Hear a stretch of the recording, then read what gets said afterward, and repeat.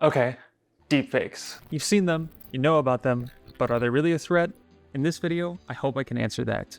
And to do that, I want to break deepfakes into two parts. The visual and then the audio side. I'll start with visuals because that's what sticks in your mind most. If you remember that deepfake video from a few years back called Tom Cruise running for president, it's a good example of a successful deepfake. Most people don't think it's real, maybe one or two, but pretty much everybody knew it was fake. But the joke was so good, they were willing to buy it. America, you complete me. The technology has advanced since then, and now you can see some amazing, incredibly lifelike examples done by Hollywood studios. Disney's recreation of a young Luke Skywalker stands out particularly to me. If I didn't know how old Mark Hamill was, I would think that was really him on screen. But this is an example being done by one of the biggest studios in the world, with millions of dollars at their disposal and the best people in their field working on it. Most hackers aren't going to have access to any of that. Most of them will have access to the things I did when I made a joke video for Tier 3, making myself look like Nicolas Cage. And of course I don't look 100% like him, but I want to talk about how I did it, what I learned, and how threat actors could use this technology as a tool in their tool belt when they're trying to trick people. When you make a deepfake, your main goal is to create an additional video layer that is overlaid on top of someone's face and tracks their movements one-to-one. When I made mine, I tried several different softwares and ended up settling on three main ones. Stable Diffusion with a plugin called Roop. Stable Diffusion is an AI art generation platform, and the plugin is specifically made for swapping faces. The second software I used was an online service called Acool. It has free and paid options. Acool allows you to upload a video and upload an image, and based off just that one image, it'll do most of the swap work for you. The end result is hit or miss, and if you want to pay, you can get a higher quality image, but I was sticking with the free version. The final software I used was called SwapFace, which can be downloaded to your computer and use your own graphics card as the main render engine. Just like Acool, the end result is hit or miss, and it also has paid options that allow you to get a higher quality, but for this, I stuck with the free version. The average render time on these services is anywhere from a couple of seconds to a few hours depending upon the quality you're looking for, which is insane because this used to take weeks. So the question is, could someone take a few hours to deepfake you and use that for malicious activity? And the answer is probably no. And I want to touch on a few limitations that I see that I think keep this from being a major concern at this moment. Limitation number one is render time. So even though you can have a quick deepfake made in a few seconds, it looks very low quality. To have something that's actually convincing takes several hours. And if you're trying to scam somebody, having a really quick turnaround is essential. So faking a video call or faking a series of video messages would be incredibly difficult to do.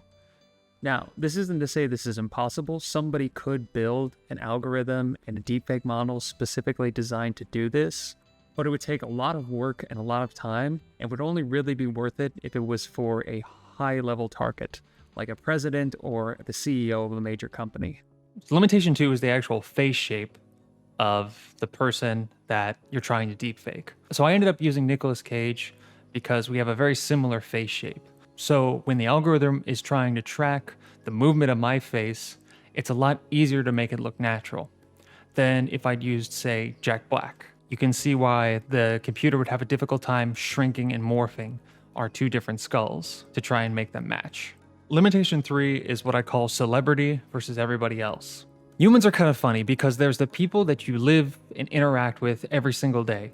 You know, your coworkers, your boss, your wife, so on and so forth. And then you have people that you recognize from movies and television, and they take up sort of a different part of your brain. There is a look in your head that you recognize as, say, Tom Cruise, but it's not the same idea as you have of your boss, because you're much more familiar with the nuances, mannerisms, and attitudes of someone you see every single day versus someone that you're used to seeing behind a camera and lights and makeup and special effects. So when you're deepfaking someone that you already recognize versus someone you know intimately, the uncanniness stands out tenfold. This makes it a lot harder for someone to fish their way into a network using someone you already know or someone you work with quite often, because you're probably going to realize something is off almost instantly. versus someone making a social media video pretending to be, say, Taylor Swift and saying, hey guys, I'm coming to your area and I'm selling tickets early. Hit this link and you'll be able to get those tickets. People will get excited and they're likely to hit the link, and they could end up getting into a lot of trouble because they've gotten fished into doing something they shouldn't. Versus someone, showing up in a Zoom call and looking exactly like Jeff would look. There's a lot more work, and it's just not as likely to happen. With all those limitations in mind, the biggest threat from visual deepfakes right now is in social media and phishing. It's extremely easy to make a convincing reel or video of any number of celebrities, and then to attach that to a malicious link or direct people to malicious websites or malicious information. Well, it's not likely to be something that's going to be used to directly breach your network. It is something that could be used to phish onto devices and spread out from there. Okay, let's switch over to audio. Audio is a lot scarier right now because it's something that's a lot easier to fake. There are similar limitations to where the more you know someone, the more likely you are to realize or sense something is off. But you can cover up a lot of the shortcomings in audio through the excuse of a bad connection or an old phone or bad signal or whatever you can think of. And there are two ways you can create fake audio. One is through text to speech, which is generated using a cloned voice. Hello, I'd love to get your credit card information. For an example of this, I built a clone of Chris Evans' voice using about 15 seconds of audio. And I'll play that now so you can hear them side by side. This sample of Chris Evans' voice was made using 15 seconds of audio. It's kind of some of the original people, and we just got to be in this room for weeks. Audio is something that is much easier to fake, and there are several ways it can be done.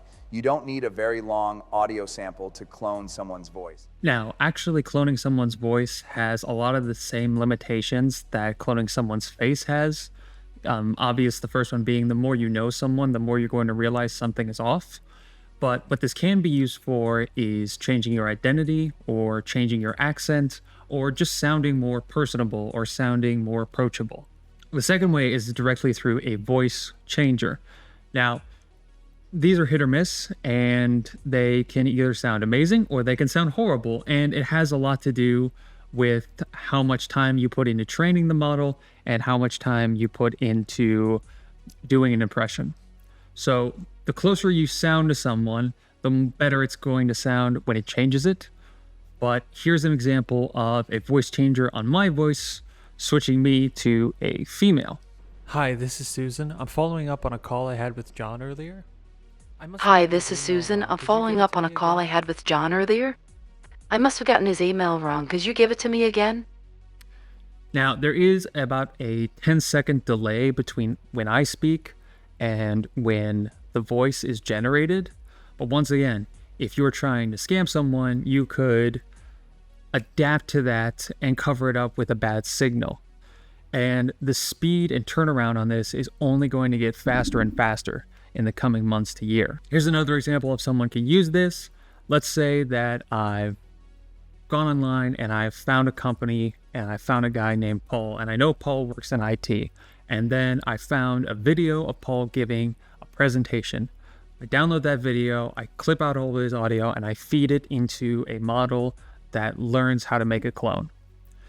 And then I could call people at that company and say something like this. Hi Susan, this is Paul from IT.